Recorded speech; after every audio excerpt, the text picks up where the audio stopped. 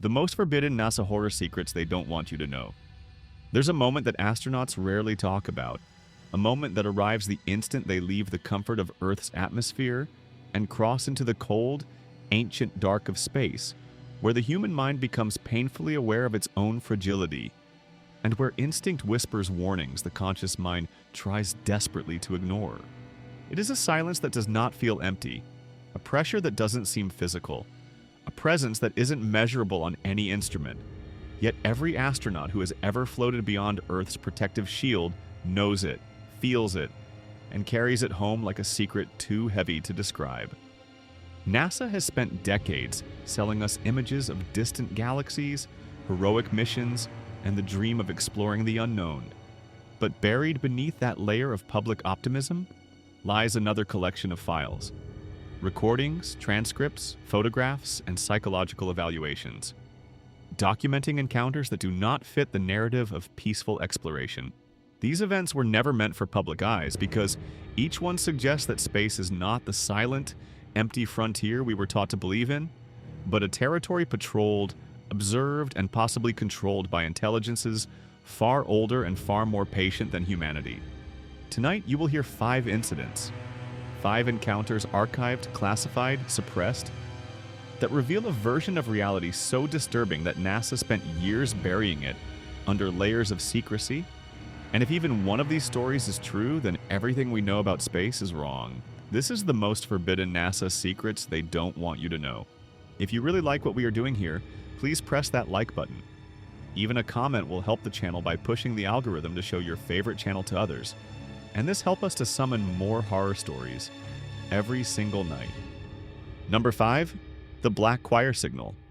It started on a cold November night in 1977 at the Goldstone Deep Space Communications Complex, where Voyager's transmissions from Saturn were expected to be routine streams of data, telemetry, and static, barely distinguishable from mathematical noise. But at 11:47 p.m., Robert Davidson watched his instruments lock onto a signal so structured and so impossibly clear that he froze mid-motion, unable to comprehend what he was hearing as a harmonic wave unfolded into something undeniably human. The sound was not random, not fractured, not distorted by the vast emptiness between Earth and Saturn, but instead resonant, organized, layered, hundreds of voices rising and falling together as if singing in a grand cathedral carved from the void itself. Engineers rushed into the control room expecting to find faulty equipment, but as the signal strengthened and clarified, it became horrifyingly obvious that this was no malfunction. Every voice carried breath, rhythm, emotion, and intention. Sadness woven into melody, longing encoded into harmony. The languages were impossible to identify. Linguistic specialists found structures resembling ancient human dialects, but arranged in patterns too advanced, too intentional, too synchronized for any known earthly culture. Like hearing your mother tongue spoken by something that learned it from studying fossils. NASA attempted to rationalize the recording until its effects began manifesting in the research team. Analysts woke from sleep humming melodies they couldn't consciously remember. Their dreams filled with visions of colossal structures, drifting in space where endless rows of human silhouettes stood motionless, faces raised toward a distant light, singing the same haunting melody that now played constantly in their heads. The psychological contamination spread like an infection. The more the team listened to the recording, the more they felt compelled to join the choir. Compelled in a way that bypassed logic entirely, as if the signal contained some form of spiritual recruitment embedded in frequencies the human brain couldn't resist. Dr. Patricia Williams, the staff psychologist assigned to evaluate the affected personnel, lasted exactly 3 days after hearing the recording, before she began experiencing the same phenomena. The same humming, the same dreams, the same irresistible urge to add her voice to the cosmic chorus broadcasting from Saturn. NASA shut the investigation immediately, sealed all materials under maximum classification, and quietly transferred every member of the research team to different facilities. But Robert Davidson had smuggled out a single cassette copy, a copy that decades later would reveal something even more disturbing. When independent researchers examined the recording in 2019, they discovered additional voices layered beneath the original audio. voices that were not present during the initial 1977 capture, but had somehow been integrated seamlessly into the existing harmony, as if the choir had been actively growing for 42 years. Amateur radio enthusiasts who monitor Saturn's electromagnetic spectrum continue to report the same melody broadcasting every few months. Each transmission seems to contain new voices, new layers, new harmonies, building upon the original foundation. Whatever entity operates near Saturn has been collecting human voices for decades. The choir grows stronger, more complex, more irresistible with every passing year. And according to those who've heard the latest transmissions, the melody is becoming more urgent, more demanding, like a call that expects an answer. Number 4. The Shadow Between Stars. On September 30th, 1994, Space Shuttle Endeavour orbited peacefully above Earth. Its crew engaged in routine atmospheric photography, unaware that they were about to witness something that would fundamentally alter their understanding of what shares space with humanity. Dr. Elena Vasquez was adjusting her telephoto lens when she noticed an object maintaining perfect parallel course with the shuttle. Not tumbling like debris, not metallic like a satellite, but shaped unmistakably like a human form stretched to impossible proportions.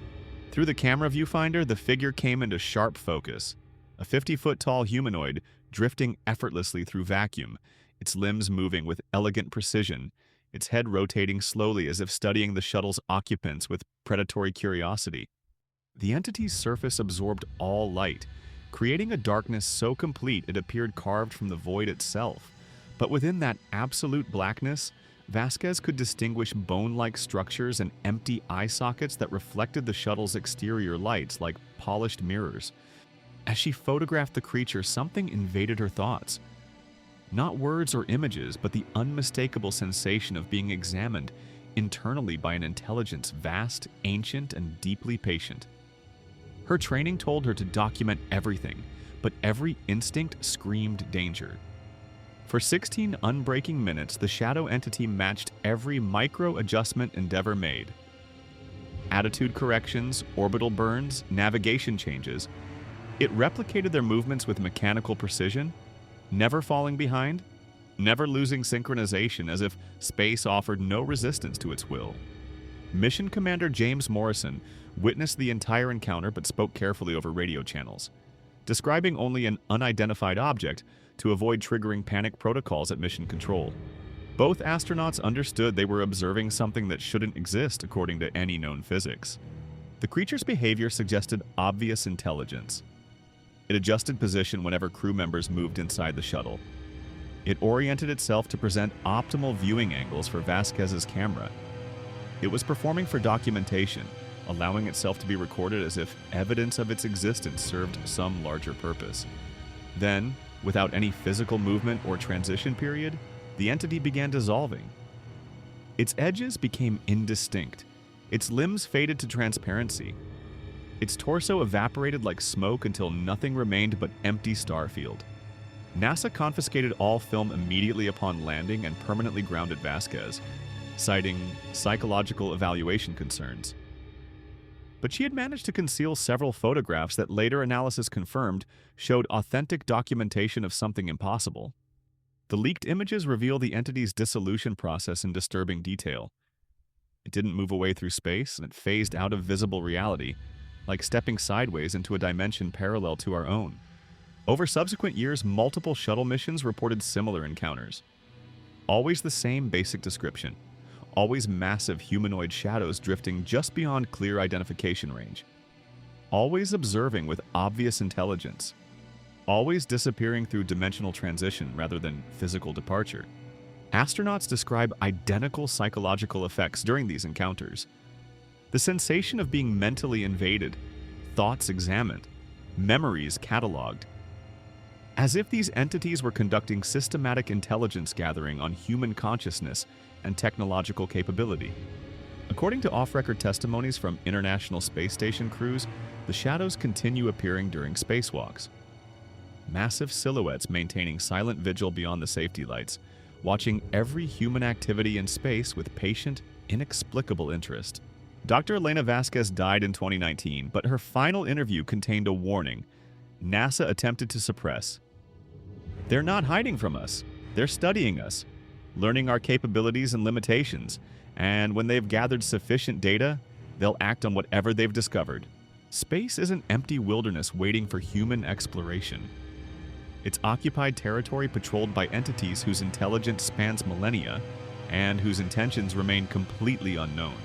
Number 3, the Apollo 17 lost recording. Apollo 17 was supposed to represent the triumphant conclusion of humanity's lunar exploration program. But beneath the public celebration lies a 14-minute communication blackout that NASA has spent 50 years trying to explain away. During geological surveys in the Taurus-Littrow Valley, something walked on the moon's surface alongside Eugene Cernan and Jack Schmitt. Something that left no tracks, but made sounds that shouldn't exist in airless vacuum. Mission engineer Harold Phillips preserved the real audio before NASA could confiscate it. And that recording reveals a truth the space agency buried under maximum classification. Both astronauts heard footsteps circling their position. Not vibrations through their suits, not equipment malfunction, footsteps. Slow, heavy, deliberate impacts against lunar soil that somehow reached their ears despite the complete absence of atmosphere. The rhythm was wrong for human walking, too measured, too patient. Like something much larger taking careful steps across terrain it had walked for centuries. As the footsteps drew closer, both astronauts spotted movement in the shadows between boulder formations. Tall shapes shifting with clear purpose rather than random motion. Always at the edge of visibility. Always just beyond their helmet light's reach. But the most disturbing part of Phillips's recording isn't the impossible footsteps or shadowy figures, it's the whispering. Beneath the astronauts' breathing and suit systems, layered voices speak in languages that sound almost human. Words that feel familiar twisted into patterns no earthly throat should produce. Ancient sounds bent into alien shapes. The whispers respond to the astronauts' movements, their conversations, their growing fear. As if whatever presence inhabited that lunar valley was trying to communicate through methods human consciousness could barely grasp. When communications resumed with mission control, both men were clearly shaken. Their geological observations became rushed, abbreviated. They completed surface operations with obvious urgency and returned to lunar orbit as quickly as safety allowed. During the 3-day journey back to Earth, both Cernan and Schmitt experienced identical nightmares. They found themselves back on the lunar surface, but instead of standing alone, tall figures watched them from every ridge and crater rim. Silent guardians that had been there long before humans learned to build rockets. NASA immediately put both astronauts through extensive debriefing, including what internal documents called memory management therapy, designed to minimize trauma from extraordinary encounters. Both men signed confidentiality agreements that remain sealed today. Neither ever spoke publicly about what they experienced during those 14 minutes of silence. Phillips smuggled the recording from NASA facilities before his retirement, understanding its value as historical evidence. Professional audio examination confirms authentic Apollo communication with no signs of tampering or digital manipulation. Amateur radio operators who monitor lunar electromagnetic emissions report periodic detection of signals matching the whispered voices from Phillips's recording. These transmissions occur in cycles that match Earth's orbital position, suggesting whatever generates them tracks our planetary motion with sophisticated awareness. Something ancient and aware continues moving beneath the silence of the moon. Something that recognizes human presence and attempts communication through methods that challenge everything we understand about physics and consciousness. The final Apollo mission may have marked the end of official lunar exploration, but it also marked the beginning of our awareness that humans are not alone on the worlds we visit. We are guests in territories occupied by intelligences far older than our species. And those mysterious whispers still broadcasting from lunar coordinates suggest those intelligences have been waiting patiently for our return. Number 2. Hazard Zone Alpha. There exists a 12-kilometer region on the moon's far side where no human mission has ever been permitted to land. A region officially listed as geologically unstable, but known within NASA by a designation that reveals its true nature. Hazard Zone Alpha. The anomaly was first detected when unmanned surveyor probes recorded temperature readings that shouldn't happen on any lifeless rock floating in space. Surface temperatures spiked from -200 degrees to over 500 degrees every 72 hours with the mechanical precision of industrial equipment cycling on and off. Nothing in nature creates such regular heat patterns. The thermal signatures suggested massive energy consumption occurring on precise schedules, as if something beneath the lunar surface was operating according to an engineered timetable. Ground-penetrating radar revealed the source of these heat bursts: vast underground structures extending several kilometers beneath the crater floor. Geometric corridors, symmetrical chambers, and architectural patterns too perfect to be anything but artificial construction. Apollo mission planners quietly updated crew briefings to include explicit warnings about the restricted zone. If any astronaut reported lights, movement, or unusual activity originating from that region, the mission was to be aborted immediately, surface operations terminated, and emergency ascent initiated without question. Commander David Scott accidentally photographed the area during Apollo 15's flight to the moon. His telephoto images captured faint mechanical rotation deep within the crater, massive structures turning with industrial rhythm beneath the surface. NASA seized his film before he returned to Earth and buried the imagery under maximum security. When seismic monitoring equipment was placed near the restricted zone during later missions, it registered vibration patterns like enormous rotating machinery. The signatures suggested mechanical systems weighing thousands of tons, operating in perfect sync with the 72-hour heat cycle. The Soviet space program detected identical anomalies through their own lunar monitoring, leading to an unprecedented but secret agreement between rival superpowers. Neither nation would attempt to approach Hazard Zone Alpha again. Both understood they had discovered something beyond current human technological capability. Dr. Sarah Mitchell, the geological specialist who first studied the heat data, was quietly reassigned to Earth-based research after concluding that the underground structures demonstrated engineering principles that exceeded human achievement by centuries, possibly millennia. Modern satellite surveillance confirms that heat and seismic activity within the restricted zone continues with increasing intensity. Whatever operates beneath the moon's surface appears to be expanding its operations, building additional infrastructure, preparing for some purpose that remains completely unknown. Chinese lunar mission planners recently proposed surface operations near the historically restricted coordinates, but international diplomatic pressure from both NASA and the European Space Agency prevented exploration of areas they claimed presented unknown navigational hazards to crew safety. The evidence points to one conclusion: something has been conducting massive industrial operations beneath the moon for over 50 years. Operations that demonstrate technological sophistication, far exceeding human capability while maintaining careful concealment from direct human observation.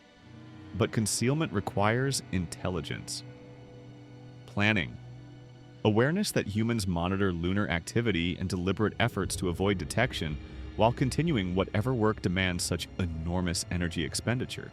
When NASA finally returns humans to the moon, they will be building colonies directly above active facilities that have been operating since before Apollo 11 touched down in the Sea of Tranquility. Facilities controlled by intelligences that possess technology, making human space achievements appear primitive by comparison. Technology that has been preparing for something while we've been planning our return to a world we thought was dead. Number 1. The Go Shuttle transmission. In March 2013, 12 years after Space Shuttle Columbia disintegrated during atmospheric re-entry, NASA's Deep Space Network detected radio transmissions that challenged everything the agency understood about spacecraft destruction and crew survival. The signals were broadcasting from low Earth orbit using Columbia's exact identification codes. Perfect digital authentication that should have been impossible to replicate or regenerate after the shuttle's complete destruction across Texas airspace. Communication specialist Jennifer Torres initially assumed atmospheric reflection or equipment echo, but when she isolated the audio channel, the rational explanations collapsed immediately. Through her headphones came the unmistakable sounds of human activity inside a functional spacecraft. Metallic impacts echoed against what sounded like intact shuttle hull plating, rhythmic banging patterns that clearly represented deliberate communication attempts. Someone was striking the interior walls in organized sequences, trying to signal external receivers. The impact patterns formed recognizable Morse code. Help. Trapped? Alive? Then came the voices. Real human voices. Terrified but unmistakably authentic. Rick Husband, Kalpana Chawla, and other Columbia crew members describing their conditions in words that made no sense according to official mission records. They reported breathable atmosphere inside crew compartments, functional life support systems, operational computer displays, but total darkness beyond the observation windows, as if Columbia was drifting through space devoid of stars. Most disturbing were their descriptions of other spacecraft visible in the distance. Vehicles they recognized from NASA training programs alongside others using design configurations that hadn't been operational for decades. A fleet of lost missions maintaining formation in some impossible orbital graveyard. NASA implemented immediate security protocols and denied the phenomenon publicly, but Torres continued monitoring the transmissions before authorities could prevent her access. Later broadcasts revealed something even more chilling than the original distress calls. The trapped crews no longer sounded disoriented or panicked. Their voices carried organization, coordination, purpose. As if the ghostly astronauts had begun working together toward objectives no Earth-based agency could understand. Commander Husband's voice, recorded during a 2015 transmission. We've established communication with 14 other vessels, some American, some Soviet, others we can't identify. All crews report similar conditions. We're organizing salvage operations to determine our collective status and potential for return. Independent researchers who captured subsequent transmissions documented increasingly coordinated activity among the Phantom crews, resource sharing, technical collaboration, strategic planning for operations that suggested they had accepted permanent existence in their current dimensional framework. The ghost ships continue broadcasting sporadically but persistently, their signals originating from orbital coordinates where no physical spacecraft should exist. A growing fleet of vessels that died but somehow continue operating according to physics that exceed current scientific understanding. Dr. Jennifer Torres left NASA in 2015 after filing reports that the agency refused to acknowledge. Her final statement included warnings about the implications of ongoing contact with deceased crews. Something preserves human consciousness after death in space. The crews aren't gone. They're trapped in a parallel orbital existence, and their activities suggest they're preparing for something that involves return to Earth's atmosphere. The Columbia transmission represents more than supernatural contact with deceased astronauts. It provides evidence that space death creates anchors preventing human consciousness from moving on to whatever comes next. Instead, we become trapped in dimensional exile, forced to broadcast distress calls from coordinates that exist outside normal reality. And according to the latest intercepted transmissions, the ghostly fleet is no longer asking for rescue. They're organizing for something else entirely, something that requires coordination between crews from multiple decades of space disasters, something that suggests the dead astronauts orbiting above our heads may not remain content with eternal exile much longer. These 5 incidents are more than anomalies scattered across decades of space exploration. They form a pattern, a map of intelligences watching from every corner of our solar system. The voices near Saturn gathering new members for their eternal choir. The shadow entities drifting beside our spacecraft cataloging human capabilities. The ancient presence walking on airless lunar soil. The underground machinery operating beneath the moon's crust. The dead astronauts who never truly left orbit. NASA's greatest secret isn't what they've discovered. It's what they fear we'll discover on our own. Space is not a frontier awaiting human expansion. It's not an empty wilderness ready for exploration. It's not humanity's destiny among the stars. Space is an occupied territory, and humanity is trespassing. Every rocket we launch sends a message to intelligences that have been watching our progress for millennia.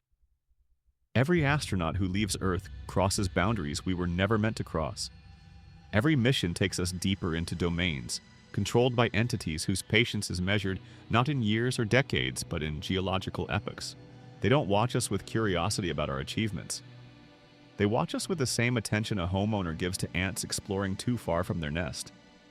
Noting our capabilities, assessing our threat potential, waiting to see how far we'll push before intervention becomes necessary.